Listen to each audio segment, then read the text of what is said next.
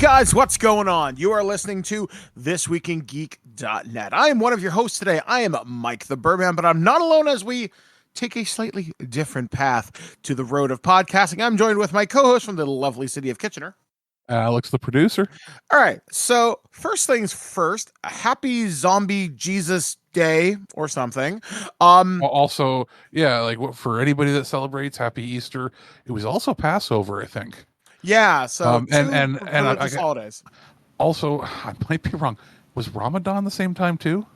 Or something. I, I I'm don't 100% know. I'm not looking at it right now. I'm sorry for any of our listeners that celebrate it. It's just the reason was I noticed on my Facebook feed, local restaurants were already advertising like Ramadan food for when it ends. Yeah, because I seem to recall that in like some of the flyers. I recall something about it, but it's not on my I radar because I just don't know. I just know that Passover had at the same time because I noticed that pop up. So happy whatever you celebrate, or if not, happy long weekend. Exactly. So, because it is a long weekend, we're going to be taking a slightly different approach to this week's show. So, there will be no news, there will be no weird news, but we do have some reviews for you so you can kind of get an idea on what we've been looking at over the last little while. And we'll get to those in just a minute here. But we usually like to update you on what we've been doing over the past week. And I have literally just rolled in the door from the end of my hockey season. That's right. The Guelph Storm have been defeated by the Sarnia Sting in Game 6 here on home ice, and it was a heartbreaker. We went into overtime, and unfortunately, we just couldn't make it happen, but I said this out on my TikTok, which if you want to follow that is at BirdmanDod. What a wonderful year. Like, this year was fantastic. I met so many nice people. In fact, one of my favorite servers there, who's become a friend, my friend Nikki, she's moving away and she's not going to be back next year. So we had like this huge hug twice during the night, and just as I was rolling out with my friend Jordan, she's like, Mike, I'm really, really gonna miss you, and like, I'm gonna miss you too. Now you take care of yourself, and I know we'll run into each other again. Well, and that's what, she's a younger lady than you, right? So she's probably on the talk. So she'll probably be following you on the talk anyway.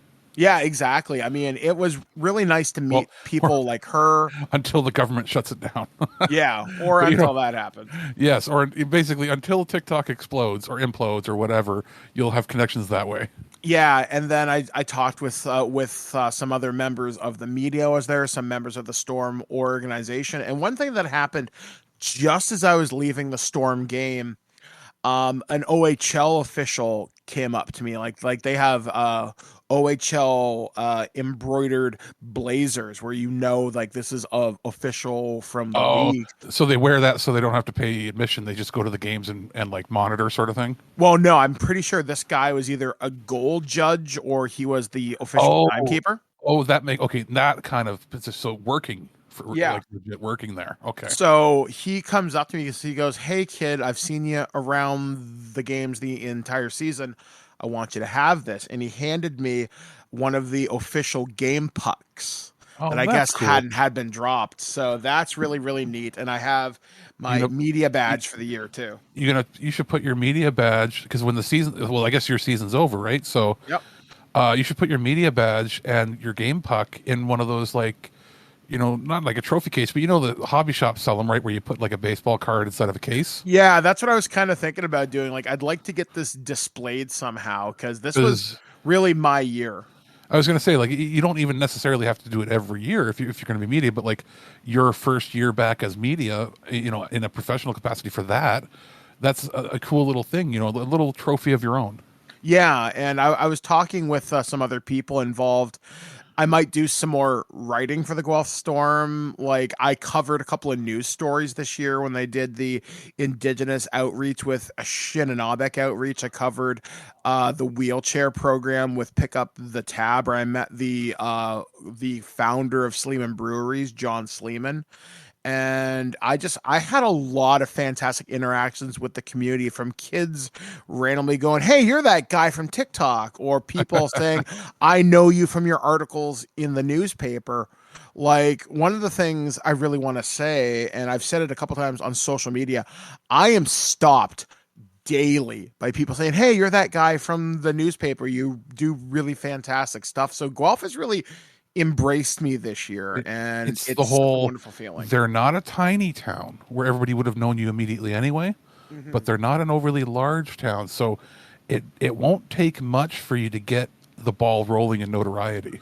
Yeah, and it's just a fantastic time. I mean, and I've just done so much this past year. I'm really looking forward to. I'm actually going to reach out to some other sports here in the city and just say, "Hey, I just covered the Storm this year. I would love to follow baseball or like football or stuff like that." I'm just looking forward to getting out there. Excuse me, my voice is going.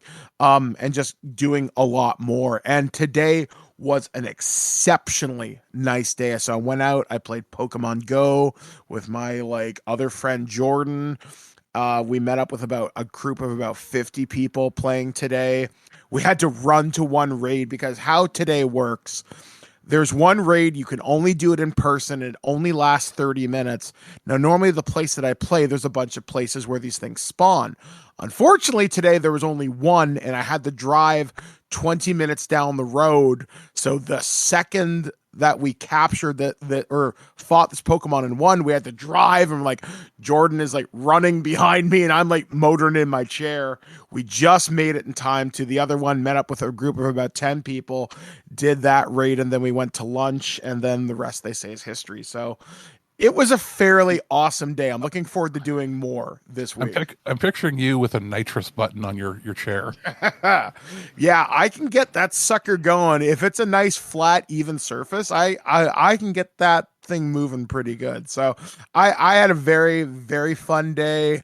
Looking forward to doing some more stuff that I'll talk about at the end of the show because I'm going to be doing a public appearance this weekend. So I guess I'll throw things to you, Alex. What have you been up to?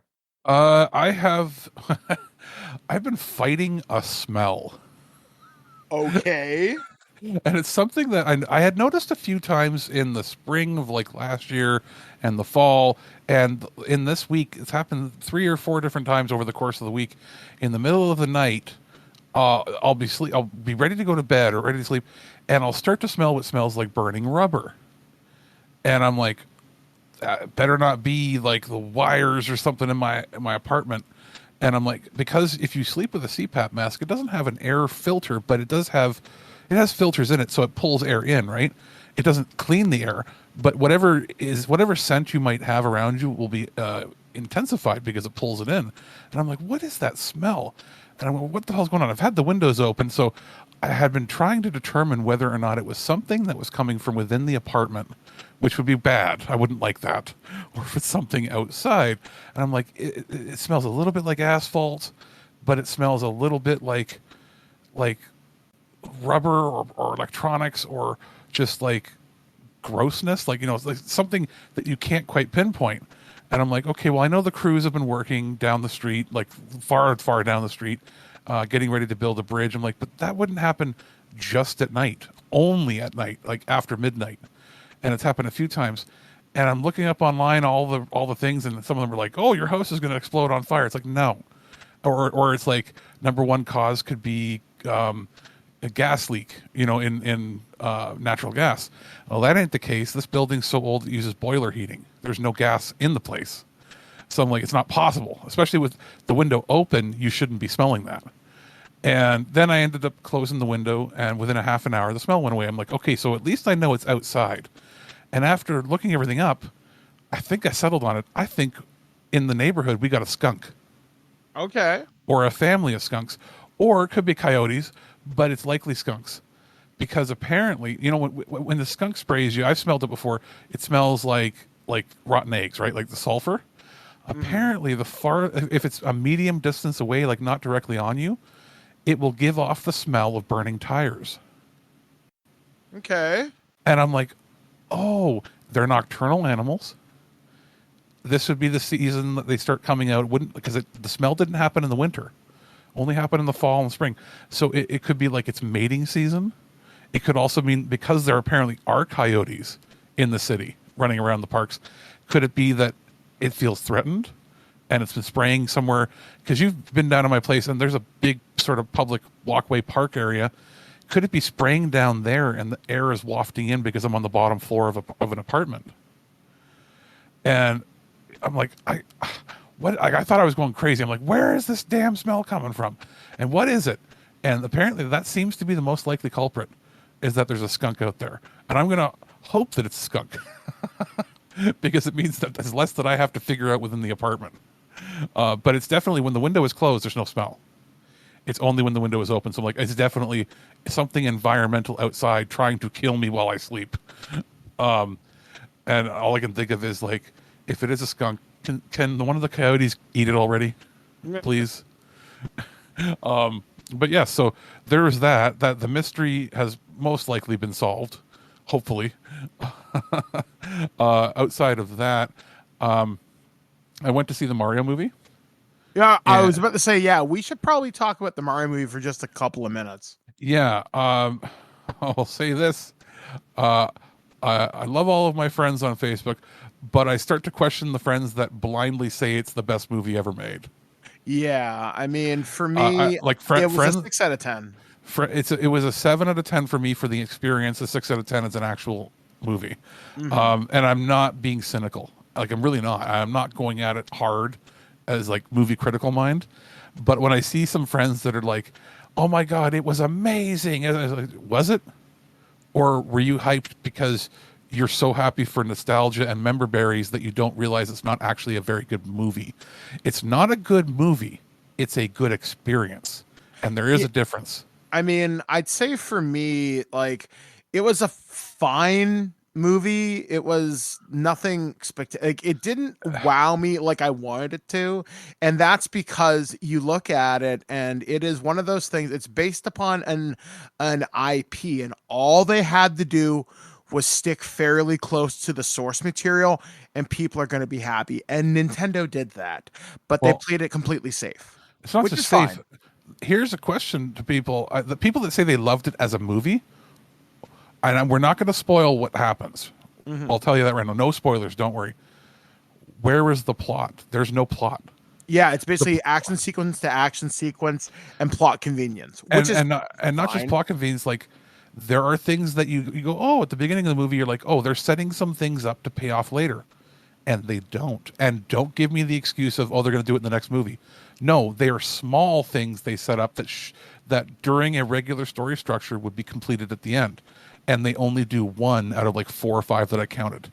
Yeah, and I'm like, it's like the script got away from them, or there were many cuts. I get the feeling that the movie should have been about 5 to 7 minutes longer, and it was cut to make sure it came out on time. The entire plot is basically 2 sentences. And I'm not going to say them, but just, it's basically 2 sentences, maybe 3. It's not like everything was spoiled in the trailer or anything, so I'm not going to say that. It's very enjoyable. It's a very enjoyable, feel-good nostalgia experience. It is not a good movie. Yeah, it is not a good story. It does not stand up. The Sonic the Hedgehog movies are better. Oh God, for sure. From legitimately cinematic, like, real films, they're better movies. So is Detective Pikachu, and a lot of people didn't like that. It really has no plot. There is no peril. And if somebody wants to argue, hey, there's a couple moments where these things are happening, there is never a moment where it feels like anybody has to overcome anything. It's not the hero's journey people say it is, but it also isn't as bad as some critics have given it. So, like, some critics are giving it like a 3 out of 10, and that's how it's getting such a low, like, Rotten Tomatoes score.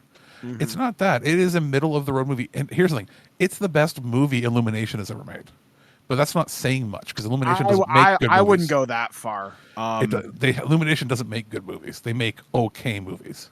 I'd say Despicable Me 1 and 2 were fairly good, not the third one. They're annoying. I like them, and I haven't seen Sing, but Sing is okay. But again, they make safe movies. Illumination makes every movie a 6 out of 10.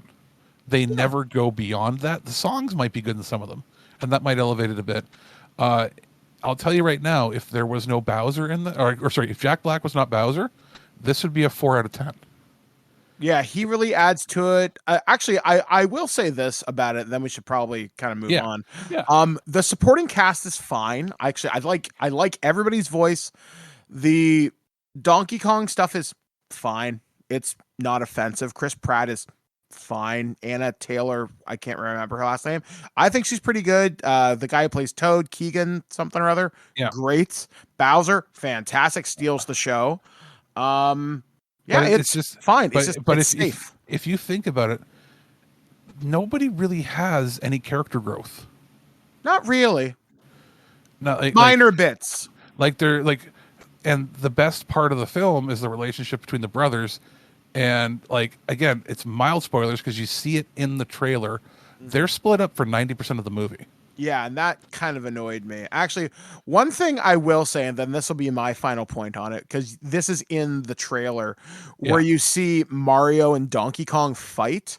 What would have been a nice Easter egg for me would be have the Smash Brothers announcer at that moment. That's the only thing I wanted. Everything else, it was fine. I was surprised by one of the power-ups that was picked. I was like, okay, that's cool. I know where that's from. They also That's made neat. well, they made flubs. They even like, and I know it might have been. Here's the thing. Normally, you'd say it would be done to play to an audience that maybe doesn't know, but they called the Tanuki suit the raccoon suit. Yeah, I caught that too. And this is not like, oh, it's for American audience. It's every single person going to see that movie knew it's a Tanuki suit. Yeah. Because we, and it's not the case of, oh, that's the only Tanuki raccoon suit we've ever seen. The raccoon suit is just the raccoon ears with the raccoon tail. This was the Tanuki suit. Yeah. And I feel like that was a case of studio meddling. I don't think Nintendo would have told them to do that in the script. It was clear. It was like, oh, American audiences are too dumb to know what the Tanuki is, Yeah. even though Mario is what introduced the Tanuki to the West. Yeah, I mean, So I like for all of the little details they put in the background, all the like memberberry stuff. Then they make us feel stupid by giving us that line. So outside of that, that was the dumbest line in the movie, and there were things that weren't picked up. It was still a very enjoyable thing, and some of the jokes landed pretty good. My brother and I were laughing, and I'll finish by saying the experience, like I said, it's a very good experience. It's a very good popcorn experience. It's not a good movie, and it's not something I would see multiple times. I don't think I ever need to see it again, ever. I'll probably see it again. I'd be very curious to know when this comes out, because this we should actually get this movie for review, I'm gonna guess. It's Universal Pictures. Maybe not then. We won't get anything. I'll say this. My experience when I was there were several families with kids dressed up. Yeah, fully same dressed, here. even kids with mustaches on. And there were some people there that were like grandparents, but they weren't with any kids. They were on dates because they just wanted to go see a wholesome family movie. Yeah, when I went, there was a family of 4 dressed up, Mario, Luigi, and a Toad, and the mom was dressed in a full gown as Princess Peach, and she looked great. She actually held the door open for me. Yeah, I mean, so like it was like there, you could tell the kids were all having fun, but like you could see a lot of the parents being like, "Oh, this could have been better." Like it could, considering how much Nintendo had their hands on this, it could have been better. It's still very fun. It's still worth a watch. Oh, for sure, for sure. I don't know if I would pay full price for it though. For as far as like theatrical, go on a cheap day. Yeah, this is a movie. Bring your friends if Well, you yeah, can. like This is a movie you want to see with a crowd. And kids, in my experience, were not annoyed. They were honestly enthusiastically excited, and that's fine. They laughed at the right moments. They were quiet at the right moments. I'll say this though: the reason I say see it cheaper, you might, as a parent, get frustrated if you go on a regular day and you have 2 kids and you're spending upwards of $75 on tickets and food, and then you're like, "What was this?" Yeah. So go on a package deal day if you can. And it's the kind of thing where it's a short enough movie that when it comes on home video, if you've got young enough kids, either buy a digital copy or buy a Blu-ray and then put that shit on repeat for the next like 10 hours straight or days straight, and the kids will love it. Exactly. So, like we said, guys, today's show is going to be working a little bit differently. We're going to be giving you a bunch of reviews this week so you can hear about some other movies, video games, and some other things that we want you guys to check it's basically a regular show just without the other segments. So we're going to have the 3 reviews that we usually have right in the middle, and we'll come back at the end. All right, guys. So this is going to be me and Alex giving you some thoughts on some movies and video games that we had a chance to look at from some of our friends, be they Warner Brothers, Paramount, or whoever. Here we go. And I don't know what's going here because I'm not editing it. So huzzah! What was that noise? It sounded like an animal. Yeah, just relax. Everything. Phone calls are pouring into the New York One newsroom as a thunderous roaring sound. Do you see something on the roof? What animal sounds like that? Like shaking everywhere, man. It's like tremors. Looks like you should have left town a little bit earlier. What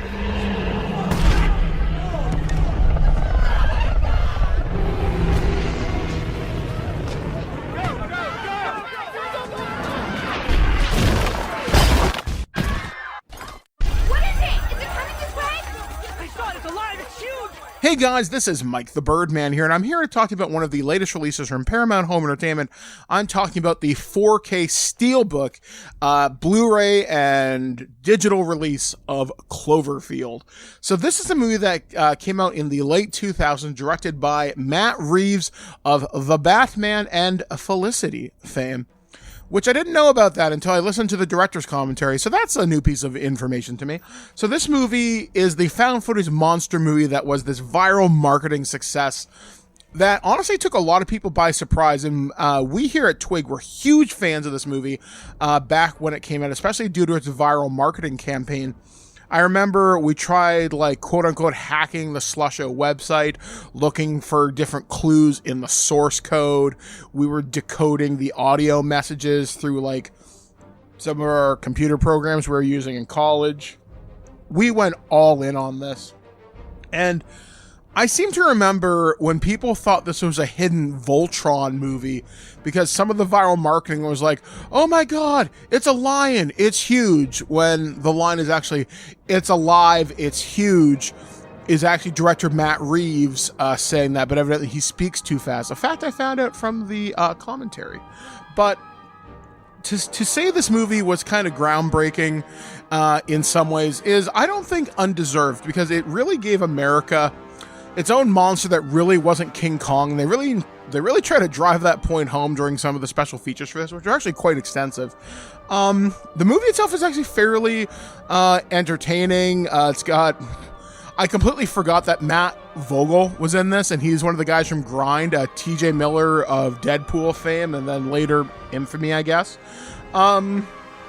It's entertaining enough, and the 4K transfer of this movie looks fantastic, sounds great, as it pretty much does. I was watching this on an Xbox Series X in 5.1 surround. Sounded amazing, looked great on my 55 4K HDR TV. Transfer was great. The special features are very extensive too. I think the longest clock's in at about just a little under half an hour. It's kind of a making of. There's this investigative mode, which is kind of like those weird interactive things you used to see way back in the day. Basically, there would be like a smaller picture, and then it would like display details and stuff like that. There's a talk about the visual effects, which was quite interesting, how the composite artist put this movie together. I thought was fairly fantastic. They talk about the score at the end of the movie, which is put together by the guy who did the incredible score, because there's no music in the movie except for right at the very end and whatever you hear on like radios and TVs and stuff like that. They talked about how the movie was filmed, specifically giving the actors the camera, how it's supposed to be very, very, very found footage, or like you're not going to see everything in super sharp focus, but how the cameras work like that. I think they talked with David Lynch about how they film this sort of thing, and it's a very entertaining set of special features, and listening to the commentary was actually quite insightful. And I don't listen to commentaries super often, only on movies I really, really care about, and I was really curious to see what Matt Reeves was going to say. And like I said, he brought Felicity up a weird amount of times, but if that's where you get your start, that's where you get your start. And I was very pleased overall with the presentation of this. In fact, I'm going to say this is, if you really enjoyed the Cloverfield movies, and I know at least the first two are good. This one and 10 Cloverfield Lane. This is probably going to be worth adding to your collection just because you are getting a digital copy of the movie. You're getting the Blu-ray, which has all the special features on it, and the director's commentary, and a 4K transfer of the movie. It's very cool. It's also a very nice Steelbook itself, and I typically don't go for Steelbooks myself, but in certain instances, treat yourself. So Paramount Pictures, I think, did a fantastic job of this. I'm really glad to see this movie finally get a proper 4K transfer. And, well, I gotta say, it's alive. It's huge. So come on, you come on. Okay, wait a second. What? Oh! Oh no!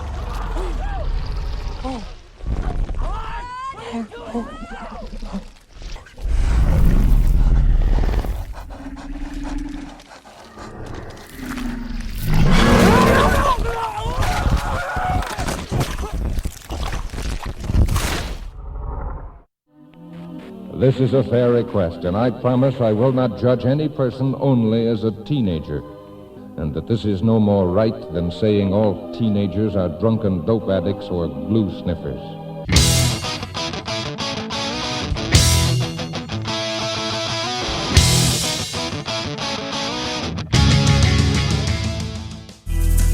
Our friends at Sony Home Pictures Entertainment sent a review Blu-ray of A Man Called Otto. That's the new Tom Hanks movie out on Blu-ray. I think it was out actually a week or so ago, but we got our copy a little later and just got around to being able to fully enjoy it as well as watch the special features in the last few days. So here are my brief thoughts on the film. I remember hearing some buzz around it, and the basic premise is Tom Hanks is playing a little against type in that he's a grumpy, curmudgeon-y, fairly unlikable person, which is really, really against what we're used to with his charisma. But he pulls it off pretty well. He plays a fairly recent widower who is, and this film deals with, it's a dramedy, but it deals with heavy topics in that he's trying to end his own life multiple times throughout the film, and it gets stopped for various reasons. And there's moments of sappiness, moments of some funny jokes that land, as well as some honestly by the numbers plotting throughout. I won't spoil the ending, but it sort of goes where you'd expect it to. What really holds this film up above being an overly mediocre release is Hanks's performance.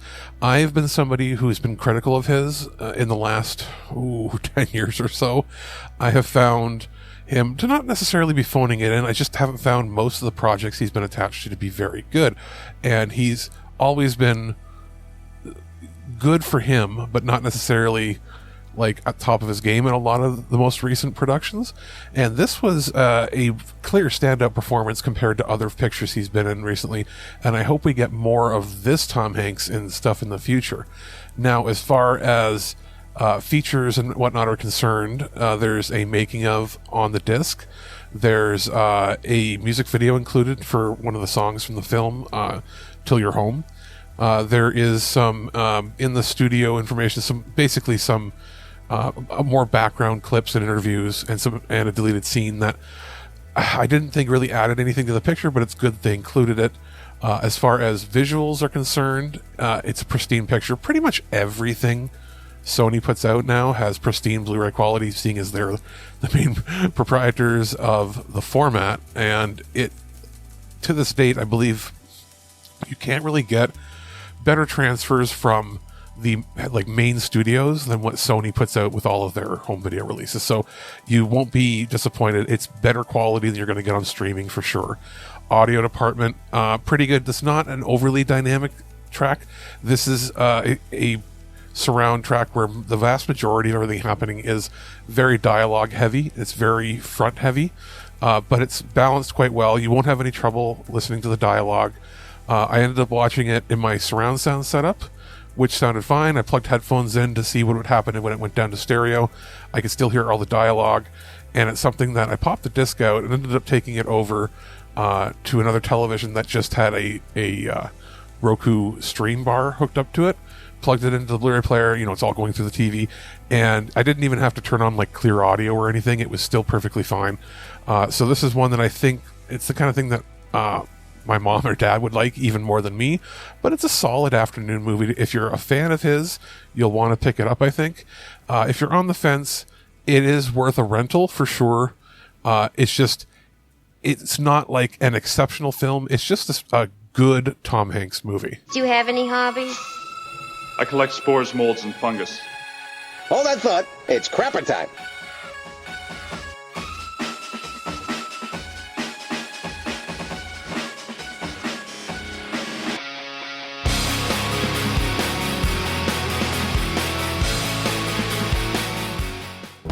Come on, get your lazy ass up.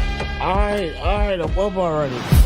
That's what you get staying out partying all night. I'm a promoter. I'm working. I got like 18,000 followers. You know who got followers? Jesus. Take your rude ass to work. You just cursed. What would Jesus say? Jesus would say, shut the fuck up. This is my house. What you know about here? Hey guys, this is Mike the Birdman here, and I'm here to talk to you about something really special that we got a chance to review here on This Week in Geek. I'm talking about the Warner Brothers Home Entertainment release of House Party. That's right, this is the remake that was supposed to come out a little while ago and just randomly appeared on DVD recently, so why not, I guess. Okay, so to give you a little bit of background, House Party is actually one of those movies from my childhood I have a remarkable set of memories with. I saw this on Cinemax countless times. I'm pretty sure I saw it on HBO. Regardless, I saw this movie a lot when I was a kid. I'm pretty sure it was one of my first R-rated movies. Definitely one of those influential movies, because I remember this is the movie that actually got me in the Kid and Play, which then actually got me into the Kid and Play cartoon. Bet you forgot that existed. So I've got a bit of a background here. So, what this movie is, this is a remake, retool of the original, though completely different, sharing basic concept and some names alone. So, this movie stars Kevin and Damon, who are two party promoters and house cleaners by day that need to make a name for themselves. Kevin needs to make some money because he wants to send his daughter to this fancy preschool and keep her there, whereas Damon's trying to make himself out to be this party promoter, Instagram influencer. But the catch is they just got fired from their new job. They're going to be fired on Monday. They've already invested some money into a party in which they got kind of screwed over on. So they decide to throw one last jam, try and make some money back, and the house they just happen to be cleaning is LeBron James, because reasons, I guess. What follows is a series of, you think it goes one way and then it completely goes the other way, because some of the cameos in this are a little bit bizarre, but I gotta say this, Kid Cudi steals the show in this. The Illuminati somehow get involved. The Black Power Rangers there, Walter Jones. Kid and Play do have a cameo in this, though I'm pretty sure it's non-speaking. Mark Cuban from Shark Tank is there. Dolly Parton performs a psychedelic rap, although not really. Sorry, I am going to spoil that part for you. And it's a bit of a trip, I will say. I was entertained after the party started. Parts of this are a little bit cringe, but I'm going to say this. It's worth streaming. I don't know if this movie is worth purchasing. Might be worth a rental if you pair this with maybe after watching the first two House Parties, because House Party Class Act kind of sucked. That being said, this movie was released on DVD and has 0 special features. I actually decided to go out looking for this to see how much it would cost to purchase. This is an expensive DVD. Although, if you are in Canada, you can stream this on Crave if you wanted to do it that way. And that's a perfectly acceptable way to watch this. However, I'm only going to recommend House Party to diehards. Like, I'm not going to say there aren't some funny moments to be had in this movie, and I was entertained by the end of it. I just don't know if I could justify purchasing this, considering it's on DVD. There are 0 special features. I would have loved to have heard a director's commentary on this.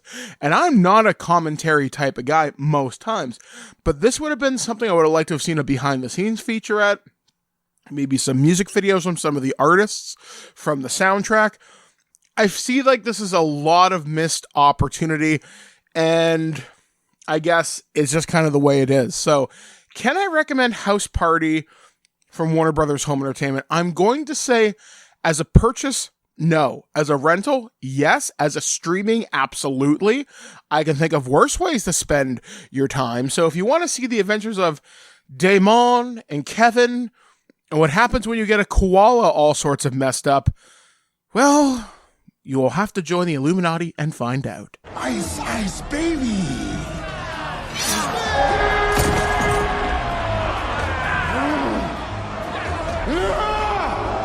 Are you not entertained? Are you motherfuckers not entertained?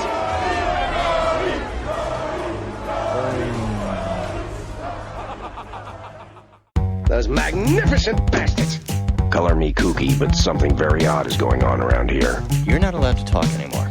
And welcome back to ThisWeekInGeek.net. I have been Mike the Birdman. That has been Alex the producer. And like I said, guys, thank you for taking a listen to this shortened show this week as we get a chance to show you some of the reviews that we had a chance to look at, be they Blu-rays, video games, or whatever.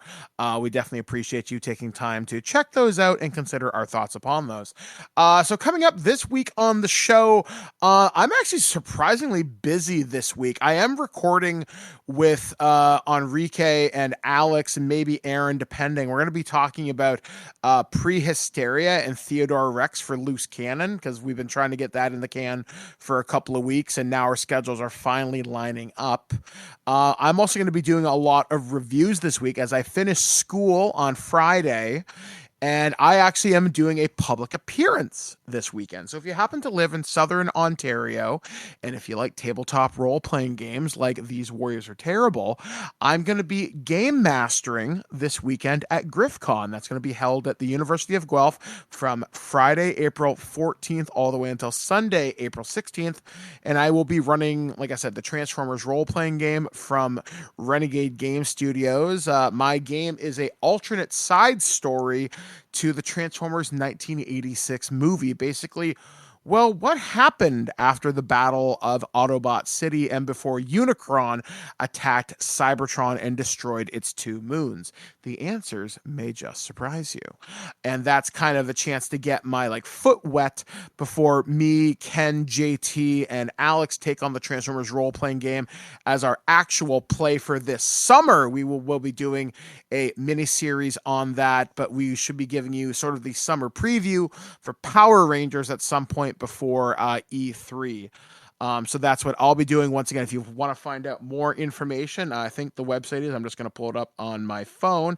That is griffcon.org. If you want to find out more information, it's a very affordable event, super easy to get to, lots of parking, lots of food on campus. I'm really looking forward to meeting everybody who wants to. And accessible. Right? Yes, so. inaccessible. Oh, by the way, that reminds me. So Cassie, who you might remember from These Warriors Are Terrible, she made me custom dice for this. So she made me Decepticon/Energon purple dice. I've got everything from a D2 all the way up to a D20, and I'll be premiering those dice out at this event. And I think it's going to be awesome. I'm actually really, really, really looking forward to that. Just getting a chance to play. I might bring my Transformers deck building game, but I'm not confident enough to run that as a demo just yet. And then finally from me, The Dragon, which is the local comic book shop here in Guelph, is opening up their positions to have game masters. So every Saturday, depending, I could be running Star Trek, I could be running Fallout, Transformers, Power Rangers, old school Star Wars, maybe Alien, maybe I'll do Dune. I don't know. It's nice to do something other than Dungeons and Dragons. So I'm really looking forward to that. And you see why I was so burnt out when we were doing Cambridge Chronicles? Well, you know what? It's not that. To me, I'm sick of the medieval setting. Well, D&D medieval is... the movie looks like it's going to be good, but it's a blast. I had a really fun time at it. The game itself is boring now. We've been inundated since Game of Thrones with fantasy stuff, it's nice to have other settings. Yeah, like for me, like I think I made this pretty clear whenever we've done Terrible Warrior stuff. I am most comfortable in licensed IP settings. Like you put me loose in Star Wars, I'm going to have a blast. You put me loose in Aliens, I'm going to have a blast. You put me loose in Transformers, I'm going to have a fun time. Now that being said, Mass Effect. or Mass Effect. Now that also being said, I'm actually playing in a D&D game, and that's fine. And there's a difference there. I'm not having to run the thing. And I ran this thing for a few months. I'm thinking, all right, cool. But my schedule kept getting in the way. But now that I'm done school for the semester and I get some time off for a change, I'm having a chance to be a player. And my friend Paul has really stepped up to Game Master because he didn't want our group to break up. I'm thinking, you know what? If you can carry the ball for a few months, maybe I'll come back and DM. But if you can run this, let me play, because I never get a chance to play. And I'm honestly having a blast. I'm hoping this stays together because this is the most fun I've had as a player in years. So no pressure, Alex, when you run Power Rangers. Because I just don't get a chance to play that often. And this is such a refreshing. What if I work out a rule or something happen and you roll and you lose so badly that you have to take over as GM? You'd be like, Alex, I'll kill you. I'd say, you know me, I'd figure it out. That's what I do. You'd figure it out while I get a whole bunch of evil, mean messages like, Alex, I never forgive you for this shit. Yeah, I've had just about enough of you people. But yeah, so once again, if you want to find out more information, that's griffcon.org. And there are still spots available at my table as of this recording. What about you, Alex? What have you got coming up this week? Or what have we got coming up on the site? I'll be editing and releasing our first half of Picard Season 3 discussion that we had. That'll be coming out on Wednesday. We've got... I still got several weeks worth scheduled for Earth versus Soup. I think the next one is The Flying Serpent. Ooh, that'll be interesting. So we've got that coming up. As far as review items, either this coming week, which we'll probably be doing another shortened episode like this because schedules and whatnot, I should have my review of the Dawson's Creek Blu-ray and DVD sets. There's a couple games that I know Ken is working on finishing. I also have a Star Wars deck building game that was sent over by Asmodee. I just haven't had a time. I've opened it and looked at it. Haven't had the time to run it yet. So I'm trying to, or at least get the rules down pat so that I can properly talk about it. But I plan to have that either this weekend or something to that effect. Let me see. I've got other stuff. Am I allowed to talk about some of these other things that I've received? I guess while you're kind of figuring that out, I know for me, I'm going to have a review of WWE 2K23. And now that the merger between UFC and WWE is now complete, I'll be talking about that. It's in process. Or it's in process. It's like the Microsoft thing. It's not actually done yet, right? It hasn't been approved. Yeah. Because anything that big has to have government, look into it, right? Yeah, so I'll be doing that. I have a bunch of role-playing games. I do have a D&D book that I'm going to be talking about. I've got some books from Modifius from the Dune universe, which is one of my favorite RPG settings that's come out in the last couple of years. I have the Blade Runner RPG. I got some stuff from Gale Force 9 I need to take a look at. I got a bunch of games and stuff that I just haven't had a chance to really kind of dig into. Plus, me and Alex are going to be doing a Star Trek roundtable probably the week after next, because newly released from Paramount are the 4K versions of all the Star Trek The Next Generation movies, and what better time to talk about it than once Captain Picard's journey is now over. And for anybody wondering, this isn't a double dip. This is the first time that they've had 4K prints made of these films. Yeah, so I'm really looking forward to digging into these, because it's been a long time since I've seen Generations. I haven't seen Insurrection since the theaters, and Nemesis I think I've seen twice. So I'm really looking forward to digging back into it. I want to see if the visuals hold up for the opening scene of First Contact. Yeah. Because that's the last one they did where I believe everything was still models. Because they did a lot of CG in Insurrection, and it was kind of rough at the time. And we know they used CG for Nemesis, and that on Blu-ray is starting to look its age. But if I remember correctly, I think that First Contact is still entirely models. I think so, yeah. So that's going to be fun. And it also has all the archival special features. I don't know whether there's anything new, but I know it'll be bringing everything forward. Nothing new on those discs, I don't believe. Oh, wait, yes, there are. On the discs themselves, there's two, they include a Blu-ray, and the Blu-ray that's a double dip of everything they've released previously, but at least they give you that in there. But the actual 4K discs only add one feature, and it's selected on-screen text commentary. Like, remember Pop-Up Video, that old show? From the Okudas. So I'm assuming that it's whenever the special effects or technical things are happening, we'll see pop-ups on the screen if you turn that on to explain how they made the models and how they advise the team or something. That's interesting. I've never seen that before, where it says a text commentary. So yeah, I'm more of a fan of audio, but whatever. It's still something that we'll be talking about. Most 4K discs don't have anything on the disc, so I'm happy they're including something that isn't going to take up any space that could be used for visual quality. Yeah. Other than that, I'm trying to think of what else we got kind of coming up in a couple weeks. So I have a couple games that I can't talk about yet because they're not coming out for a while, so I can't even mention I have them. But I'm working on a few things. And I'm trying to think beyond that. We've got some other movies and stuff that have arrived that it's just a matter of sitting down and watching some of them. And I had a package arrive from Mill Creek with a few items in there. So expect that on probably a review roundup at some point. I know. Sorry, Alex, go ahead. Sorry. I'm thinking that's pretty much it on my end. We're entering a lull where there's not as many games coming out in May. Yeah. Like you and I might briefly talk about Redfall, but it's on Game Pass day one. I don't know if it's going to be any good because it's Bethesda. And I haven't heard anybody I don't know anybody in the industry that has a review copy. Yeah, none of my friends that would say anything have said anything to me. Yeah, which I mean, usually, people don't break embargoes, but there would be rumblings from people that are dumb and let slip that they have it.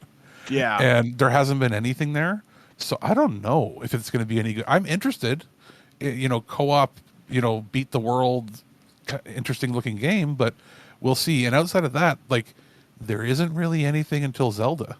Yeah, I know. There's Star Wars Jedi Survivor. I have asked for a copy. If I get it, I'll power through it as quickly as I can. And again, that's the very end of this month. So there's outside of the few things that I already have that I'm working on, there's not a lot of big games for us to talk about.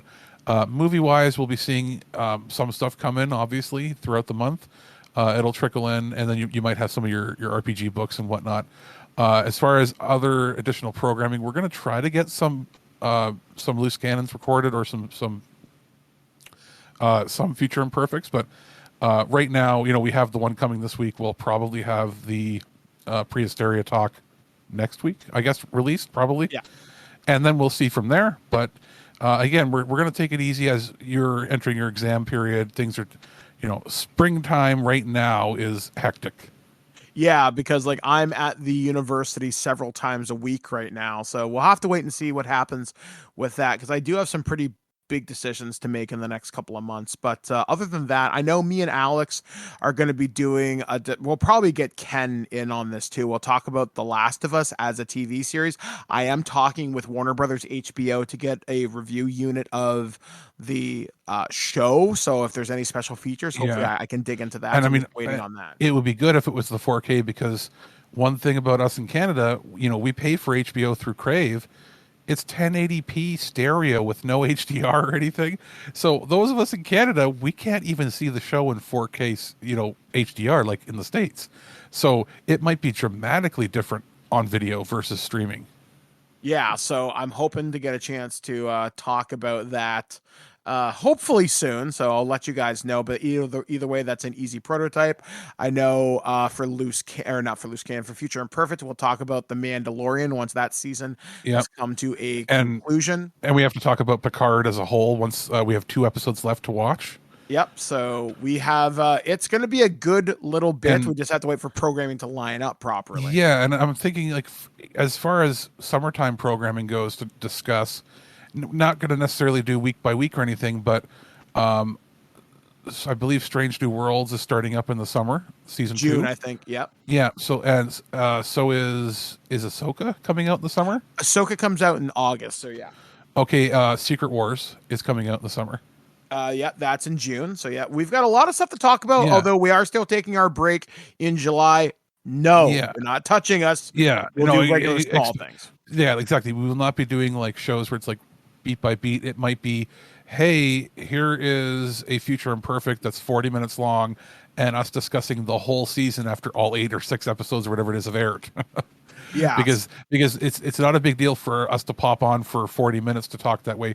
We just won't be having our regular 2 to 3 a week shows. Yeah, so that doesn't start until after Canada Day in July. So don't worry, you gotta stick around with us until then. Plus, we're gonna try and record our RPG stuff before the end of June, so we can have those released. So you guys have programming to take us through the summer and into the fall, and we'll probably do a short one shot as an RPG Christmas special. Beach listening, basically. Have your beach pop, which is basically any type of pop with whatever type of booze you want in there, or if you're not imbibing that. Take a weed gummy if it's legal where you are, and just relax on the beach and listen to us. It'll be a good time. All right, guys. So once again, programming next week, it'll be very similar to this. So again, thank you for joining us for the last 16 years. We could not do this without you. And I'm looking forward to sharing about my experiences from GriffCon next weekend. I will have a debrief on that at the beginning of next week's show, because I'll record as soon as I get home, and we'll see if my players survive the Battle of Autobot City, part 2. So anyway, for ThisWeekInGeek.net, we have been Alex, the producer. I've been Mike, the Birdman, saying be excellent to each other. We'll catch you guys again next week, right here on ThisWeekInGeek.net. At no point in your rambling, incoherent response were you even close to anything that could be considered a rational thought. Thanks for listening to this episode of This Week in Geek. Hungry for more? Check out our website at ThisWeekInGeek.net. You can subscribe to the podcast, browse our Twitter and Instagram, and leave your thoughts on today's topics. If you'd like to give us some feedback, send us an email at feedback@ThisWeekInGeek.net. Tune in next time, and remember, lower your shields and surrender your listenership. We would be honored if you would join us. Thank you for your cooperation. Good night.